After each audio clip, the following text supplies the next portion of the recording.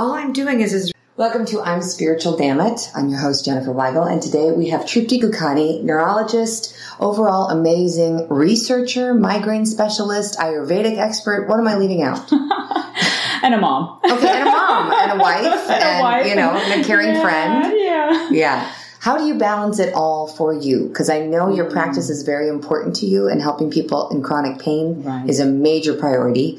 But for you, do you ever find yourself out of balance? And if so, what do you do to fix it? Yeah, so great question. Thank you for interviewing me, Jen.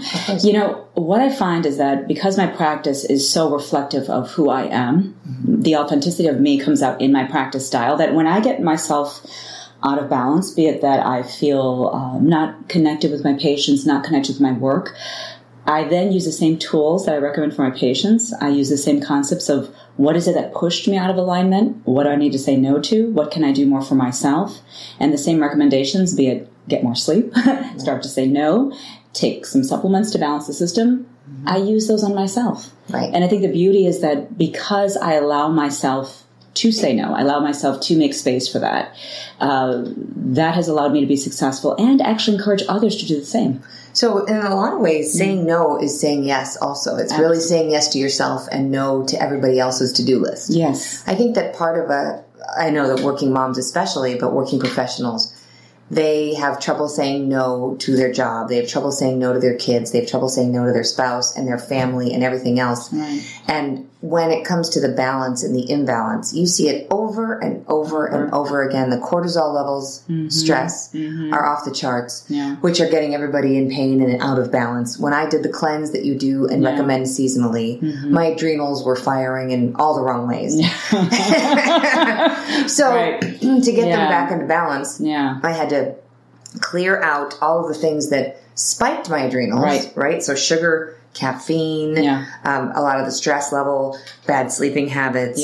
What am I leaving out? It's amazing how you've named so many things that are reflective of what activates stress response system. Most people think it's their minds, like they're just doing and being and kind of, like we were saying earlier, just getting too involved in life.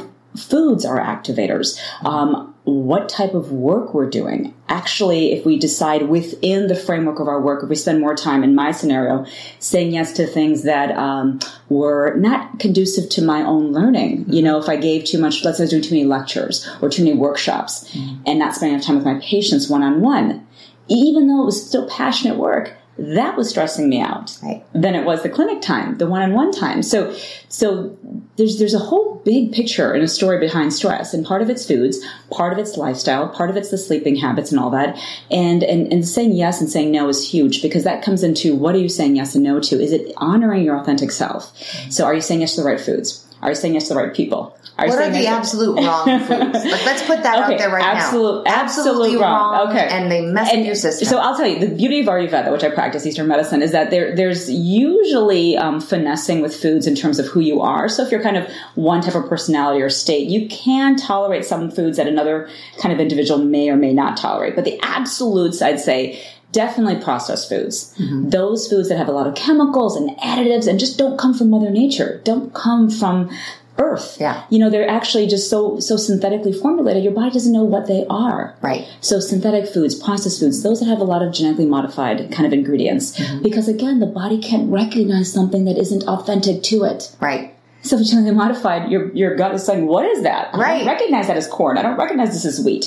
So it's not that I'm going to be so strict and say, don't have wheat. Stay away from all wheat. I would say, hey, maybe if you don't have celiac, you can have wheat in a form that maybe is sprouted grain bread, live grain, really have corn that's non-GMO. So it's all about, how it's presented to you. Is it presented in its authentic way? And then who are you? Are you kind of an excitable type individual? We call them the wind types in Eastern medicine. Well, the wind types actually do better with dairy than the earth types, who are really heavy and congested. So there's actually nuances within it. But for sure, I'd say processed, modified, high sugar, especially the artificials, and especially those that are substitutes. Those sugar substitutes, definitely from a neurological perspective, I mean, they actually are toxic. Toxic to the brain. So I was going to say, you see the results of what happens when people eat those fake sugars. You know what they are, people. They're in the pink pack, they're in the blue pack, and they're in the yellow pack. What is the good safe sugar? I use honey. Yeah. But what do you recommend? Yeah, same idea. Honey, I would say stevia is all right. If you're open to it, there's actually it's a more of an Ayurvedic sweetener. It's called jaggery. Ooh, how do you spell that? And it's Jaggery. Okay, jaggery. And the thing about jaggery is it has this really nice kind of molasses almost kind of tasting, very sweetness to it. It's so satisfying if you get used to it, and it's really not so bad for your blood sugars because it comes from an authentic source. What is the source? So it's actually it's from the jaggery plant. So you actually get it in, and the challenge with a lot of sugars, you can have for example raw sugar, sure, that comes from cane, right? Okay, and if it's in a nice natural form, right, it's fine, it's right? Sugar in the raw. It's just having too much of it, right. And again, it's based on, I have to just keep saying Ayurveda here, it's based on your type. So some actually do well with that, some don't. Correct. The earthy, kapha, congested, heavy people don't do well with a lot of sugar. Right. But the thin, depleted Vata types that are too skinny and running around and anxious actually do well with a little bit in the right form. Okay. So we can't blanket the rules for every type. You have to know your type. Exactly. So for people who want to do the quiz, sure, guide them to exactly where they need to go on your website. So we've just removed that quiz. Okay. Got it. Only because what I found is that there's a couple of reasons. Part of the intake, I found that those doing the quiz right now, it's tricky to actually interpret the results without consultation. Sure, I see. So in the past, I've said, go to the website, do the quiz, and what I've gotten is more questions than answers. Okay. So now I scored this and this and this. How come I'm all three types? How come I have two types? Which one's my leading type? And quite honestly, without knowing somebody, it's really hard to give them good feedback. Of course. So what I've done is for now, I've pulled the quiz. I have something like I have a webinar actually that is 45 minutes long. Perfect. And I said, just watch the long webinar. It's on the website. You can click learn more on the website. And this webinar is 45 minutes. It gives you a much bigger perspective, far more than a quiz will give you. Right. And then if someone wants to explore further, they can definitely reach out to us. And they can get your book. And the book. I'm looking at it right there. Exactly. Yeah. Okay. Yeah. Because the thing is I get that a lot too. People will just email me, Jen, I need a healer. Jen, I need a psychic. I'm like, actually, you might need a therapist. Exactly. Like, I don't know what you need because I don't know what your symptoms are and I don't know what it is that you're facing. Right. And so a lot of people are in stress and they're in chaos and there are so many layers to the problem. You can't just fix it with one document. Completely. Totally get where you're coming from on that one. Yeah. Let's talk about chronic pain and what you're seeing in your practice. Yeah. I know some people who suffer from migraines terribly. Yeah. I also know that they don't take care of their diet and they drink Diet Coke and they do, I'm not to get sued by the Coca-Cola company, but they live on saccharin and all of these things that are not nurturing to the body. Right. They're also extremely stressed. They're not fulfilling their divine purpose. They're not following their bliss in any way, shape, or form. So when you see these people that they come in and they just want the drive-through fix, they want the painkillers. Right. We have an epidemic right now of people just wanting you to hand them the painkiller prescription. Yeah. What do you do with those people? Yeah, and on that note, 175 deaths a day. Oh my God. Okay, 175 deaths a day. I want everyone to hear that because that to me, it should make you stop in your tracks and think, what are we doing that is not really authentic and right for those that suffer with pain? Because quite frankly, if we were able to just use the pill to eradicate pain, we wouldn't have the crisis that we have right now. Right. Obviously, it's not solving the problem. There's so much more to this problem, and it isn't just the pill. Quite frankly, I do prescribe, and I prescribe wisely. I prescribe for those that are going through, maybe they're going through a divorce, going through a tough time at work. Maybe they lost a member of the family and they're struggling. So short-term, very, very specific use. I personally don't use narcotics in my practice. I will use other tools to help people in pain. But what I always tell my patients, my clients, pain has a purpose. Pain has a purpose. So when it shows up for you, it's showing up for you. It's showing up for you to get you to come back into alignment. Right. So you can listen or you can not listen. Right. All right. And if you want your doc to not listen with you, that doc will continue to prescribe pills. Just keep on and on and on. And you both can continue this whole journey of not listening. Right. Or you can stop and say, okay, I'll have a few pills to help me through this, and then I'm going to start to listen to the pain. And what is the pain saying to me? What is the language of the pain? And I always have people go into that a little bit. Like, just ask yourself, well, it showed up. What do you think? What's the message behind it? Right. And in the beginning, When you enter the pain state, there's this whole fear that takes over. Right. The what-ifing. What am I sick with? What do I have? My God, yes, what do I have? What disease is this? What cancer is it? We go into this place that's the reptilian fear-based brain, which tells us that we're going to die. Right, totally. And the reality is that majority of people are not. Right. This is just a warning that you're out of alignment. And what are you out of alignment with? The foods. Mm-hmm. Quite possibly, quite a few things you're eating that aren't in alignment with yourself. The lack of sleep, the lack of managing how you respond to stress and how long you carry the stress. We all have things that happen to us. All of us. No one can be shielded from that. But when that happens to you, how long do you kind of indulge in that stressful mindset? Right. How long do you stay there? Right. Do you allow yourself to process it and start thinking, okay, this is happening for me. What can I do to understand why that situation occurred in my life? Mm-hmm. Let's look at that challenge and actually reframe it and help ourselves understand what it is to help us kind of become stronger from that. Mm-hmm. And if you start to process it that way, that's a big one. And then I think, very often we don't know how to say yes and no because we don't know what we want.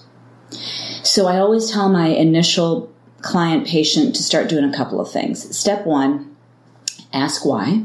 Start delving into the pain body. Ask why is it happening. Step two is... So that takes you out of victim, right? It takes you out of victim and blaming. Because it's like, this happened because so-and-so is blah, blah, blah. And I don't take that for like a minute. Yeah, exactly. It stops right here in the clinic. I said, don't even go there with me because I'm not here to feed into the negative story. Right. I'm not here to feed that negative pain body, as Eckhart Tolle would call it. Mm-hmm. I don't feed that. I said, no, I want you to know it happened for a reason, and I want you to actually start to look at it like this is your opportunity to strengthen. Right. And if you'd like to strengthen, I'm here to guide you down that path. I'll use Eastern medicine. I'll use whatever tools I can to get you to strengthen. But I won't let you stay there and ruminate over it and look at the world as if people are out to get you. So part of it is taking ownership. So stopping and listening to it. Next step is actually just pausing in life. Taking some time every day to do some breathing. Right. Meditation is key. And I have recently embraced it in a very, very... diligent manner, which I wasn't doing before. Before I was a drive-through meditator. I would do it for 5 minutes here, 3 minutes there. Right. I was like, whatever. You felt like you needed it, Now every day I give it a 30-minute dedication. That's fantastic. And it's actually been helpful for me because, have you heard of the Monroe Institute? Yes. Okay, so they have these CDs that came out in the 80s that they developed to help the military get through PTSD. Wow. Okay. I didn't know that. So this whole series, it's like Discovery and Threshold and Freedom, they're called. I mean, it's like a $500 CD pack. Wow, okay. Yeah. So I started these. I'm only on the 4th meditation, but it's taking you through Hemisync, which connects both sides of the brain. Yeah. Like binaural. Yeah. Totally. Yeah. And it is so empowering because what they found with the military doing these audio exercises is that they became so in tune. They got over their PTSD, their anxiety, their stress. They were better at sleeping, and their intuition opened up so much that some of them were put in the remote viewing program with the CIA. Oh my God. And we should discuss that because that to me is fascinating when that starts happening, right? Yes. Because when we step out of that fear-based, the thought, the fear, that part of us that's constantly keeping us in that state of disconnect from our authentic selves. It's that state that's always worried and scared and angry and frustrated. We can't then ever be intuitive. Mm-hmm. We can never be creative in that state. Right. We cannot expand in that state. We're restricted, contracted, and staying safe. Mm-hmm. And that's what pills do. Back to the pills. Right. Because just think about that. If someone comes in and says, okay, I need just, it could be even a triptan medicine, which is used very often for migraine. Mm-hmm. And they say, I've been taking 8, Imitrex a month for like 5 years and I'm switching doctors. Is that okay? Can you refill those for me? And I always ask, well, it's been 5 years now. What have you learned from the pain? And it's shocking to me how few individuals that come in here have actually been asked that question. They just say, well, it just comes and the Imitrex works. Mm-hmm. And no disrespect to Imitrex. It's a great triptan, right? Yeah. But I want to ask them, why do you feel the need to take it? Have you not learned the message behind it? And I think one of these things that a lot of people do in pain is as long as they find something works, they just stop right there. Right. And they don't go further and explore. Mm-hmm. And this is the beauty of being in practice 15 years. Right. Hindsight, looking back, who does really well in this practice and who doesn't? Mm-hmm. It's those that take the time to investigate, to learn. Their pain body starts to get quieter and quieter and quieter. Those that don't listen stay either stuck and they just stay there, or worse than this, the pain body gets louder.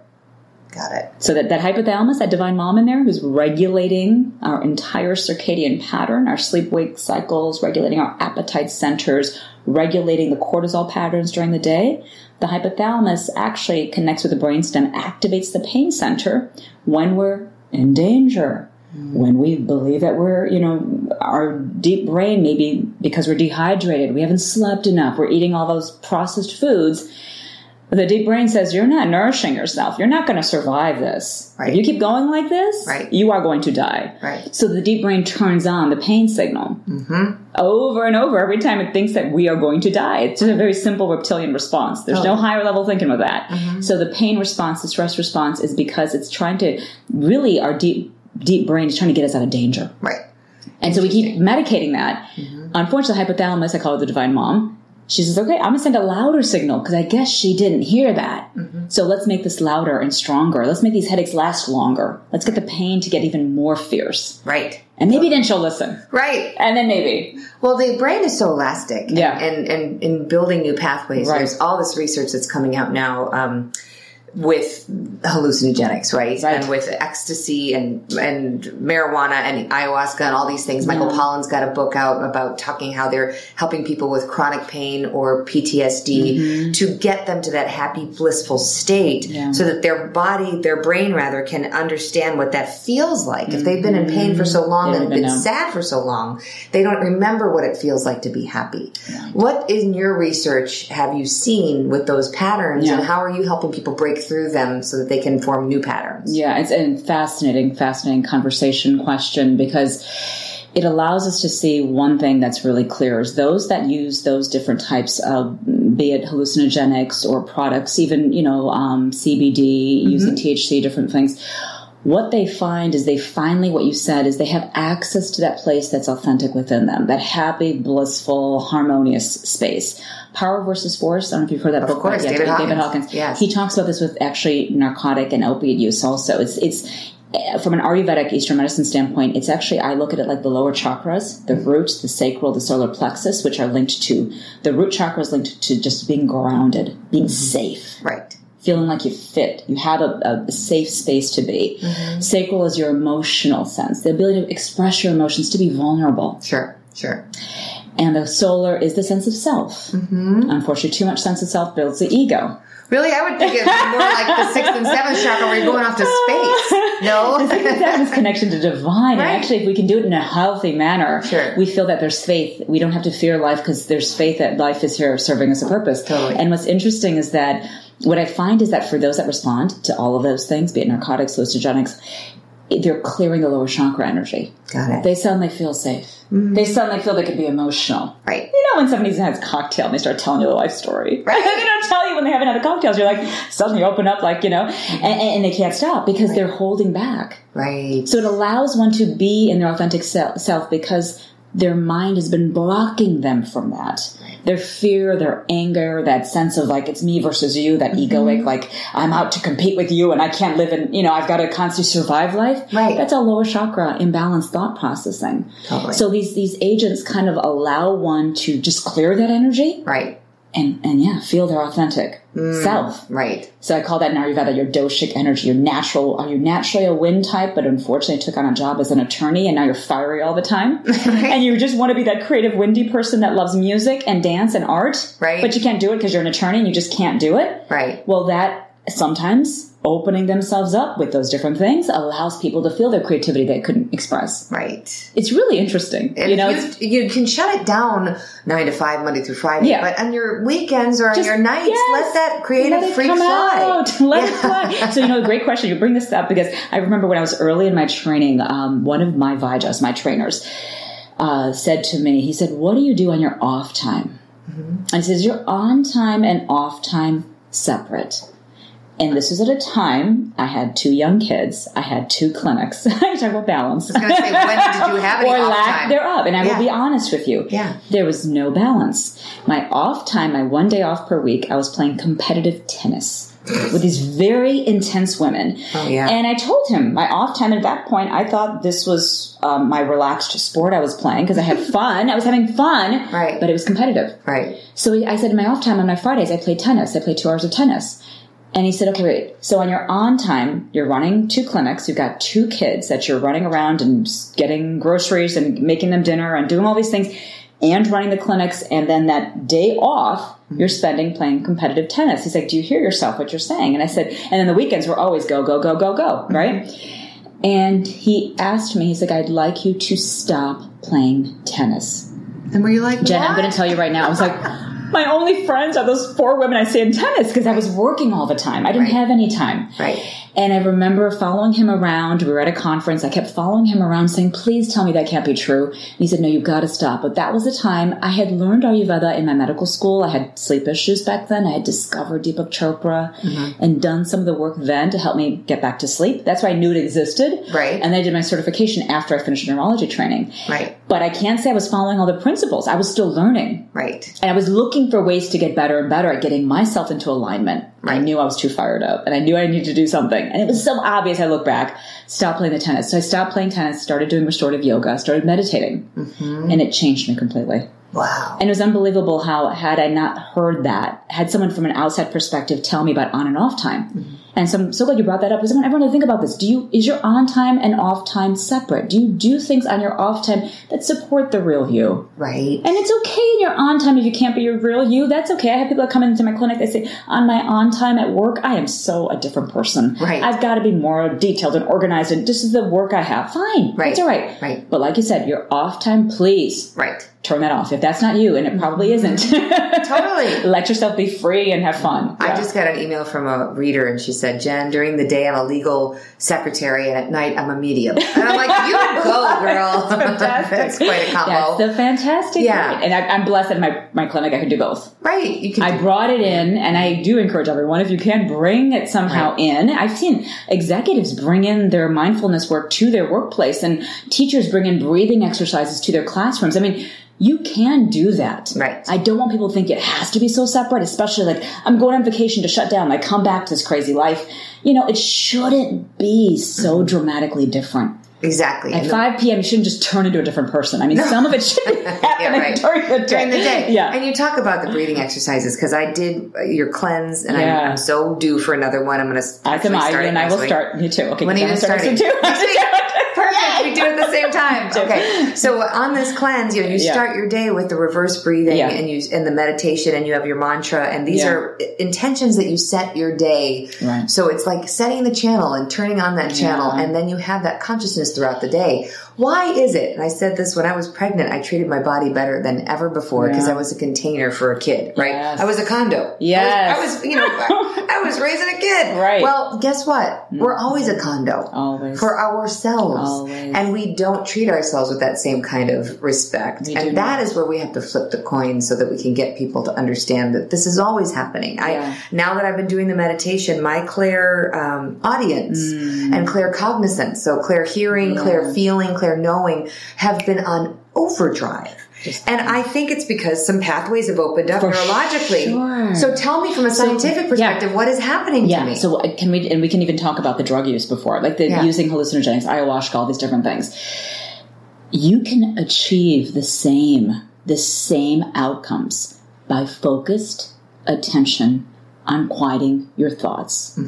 So the anterior cingulate cortex, it's the part of the brain that it's responsible for your attention. Okay. So it is where we choose to put our attention towards that can either help us or hinder us. Okay. So my attention could be towards all of the things I have to do that maybe in my life are not maybe going in the right direction. I could focus on the negativity of, who knows? I could name a lot of things that I maybe... To-do list, bills. You got it. You got whatever it is. Stressful teacher for your kids. Totally, blah, blah, blah. right? I could put my attention there. Right. Or I could put my attention into a space where I say, for myself, I want to honor the best, most authentic, most vibrant part of me. So my attention is going to be on my breath and myself and clearing any negativity that comes to the surface of my thoughts. So in the meditation, I choose to use my anterior cingulate cortex to go into that space. Now, for a lot of people, when they're meditating, they say, you know what? I have a hard time. I keep thinking about the bills. I keep thinking about the work. I keep thinking about the stressors. And the reality is, yes, some of that might bubble to the surface. You can't resist and force it to go away. But what you can do is at least put your attention on the present. Right. I always recommend, especially if the weather's nice, just sit outside. Right. Put your attention to the warm sun hitting the back of your head. Right. Put your attention on the birds that are chirping. Right. Put your attention on the smells. Maybe there's some flowers you can smell. So if you just stay right there and practice that, it's not that complicated. No. But what this does is cleansing, because we're talking about cleansing.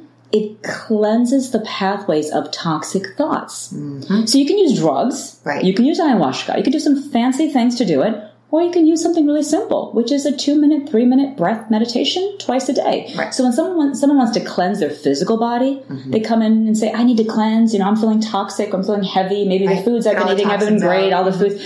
I get that physical cleansing, and a few supplements can help cleanse it. For your car. You got it. You got to do that. Mm-hmm. That's a must. But how about the emotional cleansing? Right. And that's where if you can put those together, you emotionally and physically cleanse at the same time. Mm-hmm. And I believe you should do it for 10 days. It is unbelievable how you feel. And if you keep repeating that every season, fall and spring, fall and spring, fall and spring, what happens is there's definitely data that shows the more we focus, the prefrontal cortex becomes stronger. It actually is interesting. It gets smaller because what happens is the prefrontal cortex gets more connected, and that's the executive functioning part of the brain. Okay. And that deep limbic center, which is that emotional part of the brain, linked to the reptilian fear-based brain, kind of loses its voice. Nice. The prefrontal really picks up, and that's why you're getting more clairaudient. You're starting to get more insightful, more intuitive. Right. When you think about it, it's really opening up the higher brain. And we are humans. We aren't reptiles. Right. So stop being reptilian, everybody. Literally let the higher brain open up. Right. And that's when pain goes away. Right. So this is the same conversation I have with my patients in pain. Wow. It's all about starting with this whole idea of toxic thoughts, being stuck in this pace of life where you're moving and going and doing and saying yes to every single thing, realizing that's not benefiting you, change your diet, change your mind. But at some level, you have to realize that you have to take time and space in your day to do this. This isn't just going to happen with a pill. And that's the thing. It has to happen with some dedication. And that's where I have always been if I could just do a 2-minute meditation, and that does help. Right. But the 30 minutes has been like getting an MBA. It is fantastic. It's a totally different thing for me. It is completely. Whereas before I felt like I was just doing maybe a webinar. I was dipping my toe in it. And now I feel like I could really live in that space and know it's making a difference. And I'll give an example I always seem to misplace my keys or my phone. Sure. So when that happens now, instead of running around in circles and just going on autopilot looking for everything, I stop, I take a breath, I picture my breath going into my heart, and I picture my the center of my brain turning on like a light bulb. I'm like, and I breathe and I stop and I say, where are the keys? And then I'll get a hit, like they're right in your briefcase in the side thing. And I go, and there they are. There they are. And all it is energy that my neurons have been activated. Yeah. Like you say, it's a muscle. So if our brain is a map and we're looking at it, and there's pink over here and there's blue over here and there's nothing over here. Yeah. All I'm doing is restructuring that map with the meditation. Reorganizing the neuroplasticity. And you're back to this attention seeking. You're choosing to attend to a side of you that's going to be more bountiful, right? The side of you that's going to bring the mind to where the keys are. Right? Totally. And what's beautiful, the more you practice it, it just becomes naturally there for you. You don't have to try so hard. It's like a habit. Once you start doing it, and it becomes like brushing your teeth, you will start to bring mindfulness into your whole day. Right. The meditation becomes your day. And that's where this on and off time, you're always at the right space for yourself. Truly. And you're not turning on too intensely and turning off too intensely. You're actually in a more balanced space, which is what Ayurveda says, is find your authentic state. Right. We call it the dosha. It's your prakriti. It's your birth nature. Right. Energetically, which element are you, and can you stay in that space? And if you can, hey, stress levels go way down. Right. And there's an interesting word. It's actually a belief system in Ayurveda, pragyaparad. And this word, it means a mistake of the intellect. And what ends up happening, they say, is that when we do things out of alignment with our intellect, and intellect is that intuition you just said, and, for example, hanging out with the wrong girlfriend, or hanging out with the wrong guy, or hanging out the wrong job because you just get paid well, but it's a horrible position you're in because you know you're not doing good work, whatever it may be, there is a deep part of you that knows you shouldn't be there. And everything in your body and mind will start to fire. Fire off. Right. And so either you can make the change, step out of comfort zone and find that space for you that's a better space for you. Yeah. And it's not going to be easy.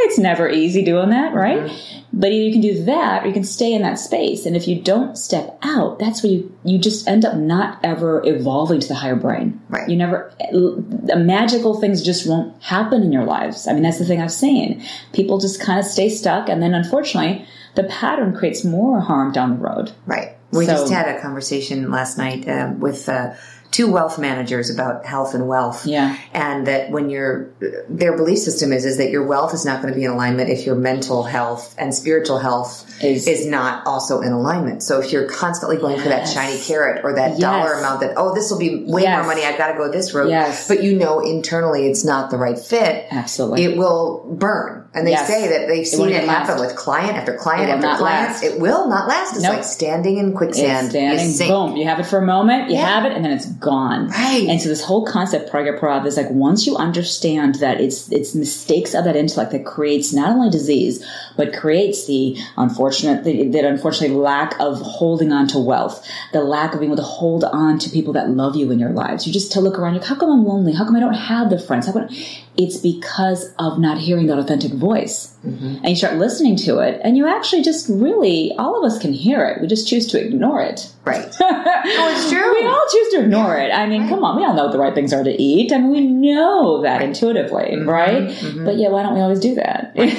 We have to listen to the whispers. So for our listeners out there, give them a couple of tips. I know you have like 7 tips usually, but give a few tips of what people can do to listen to that authentic inner voice, make the better changes, even if it's a supplement that you truly believe in. I know you have a lot of supplements available too. I've recently embraced turmeric or turmeric, however that to me seems to be a wonderful addition to my sort of diet. Yeah. But what would you recommend people sort of embrace now? Daily options. I mean, number one, embrace the fact that most likely you are living like the majority of people out of alignment with your true self. So step one is to start to honor some time, even if it's just 2 minutes every day, to pause, to do some deep breathing, and to reflect on your day. I recommend it being in the morning before you actually start your day. Right. So for me, my habit is I actually love essential oils. Mm-hmm. So I have a little essential oil, bottle sitting right next to my bed. Perfect. And right when I wake up,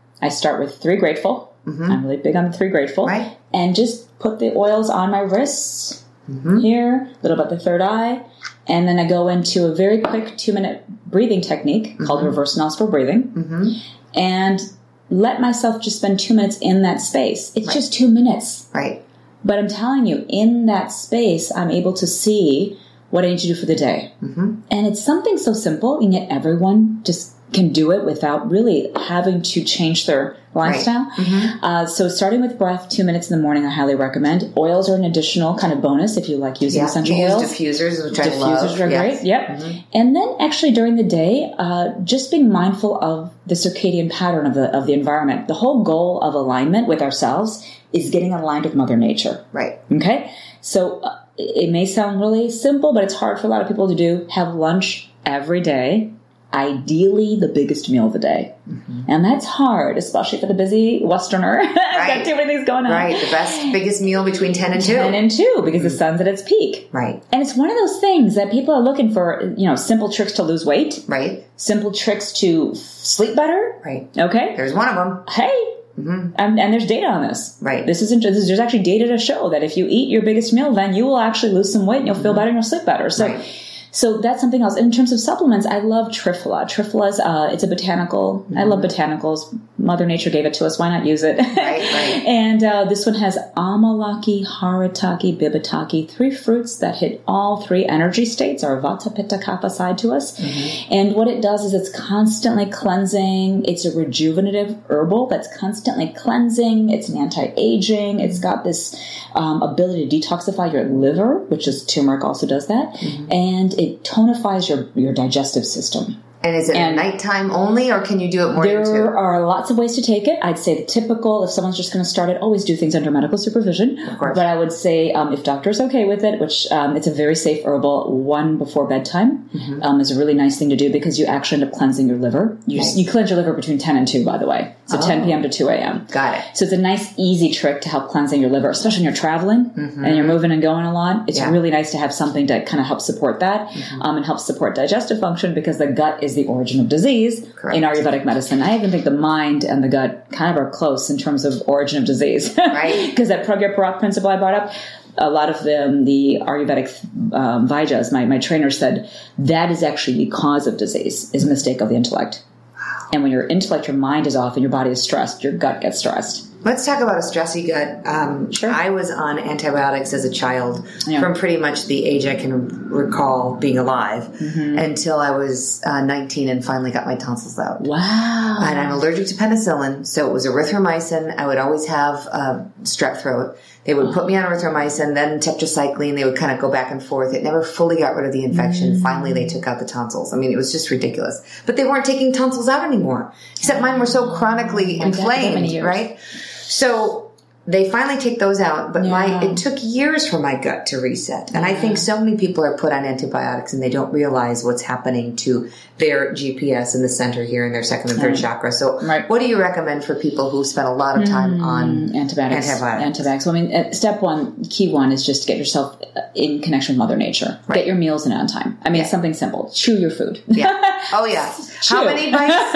Now, remember, it's supposed to be 32. 32? Yeah, but that's like almost impossible. Yeah. So if we can even do 20, yay, bravo, if we can do 20. Better than 2. Better than 2. Yeah. Because as we chew, just to kind of go through this real quick, as you're chewing, just imagine the hypothalamus, divine mollum, is connecting to the upper digestive system, and you're chewing and you start releasing amylase from the salivary glands. You start breaking down your carbs. The longer you're chewing, the brain can talk to the upper digestive system and say, hey, the food is coming now. Pancreas, let's get some enzymes going. Gallbladder, let's get some bile going. Hey, stomach, let's get some acid production going. There has to be a conversation. Right. If there's no conversation, the food just makes its way down there. Do you think your food's going to be broken down well? Probably not. Yeah. So we have to chew enough to let that conversation between the brain and the gut happen. Right. And one more thing, this is just such an interesting thing I find, is when we're in stress, blood flow shifts from the gut to your muscles because you're running from the bear. Interesting. So how can you process your food when your mind is stressed? Right. So everyone just take a deep breath. Again, I like the reverse nostril breathing, the 2-minute breathing. You don't have to go into a full breath, 2-minute breath. But just simply taking a breath, maybe say a little prayer, just pause, be grateful for your food. Don't rush and eat, because the brain then feels, especially don't watch TV. Right.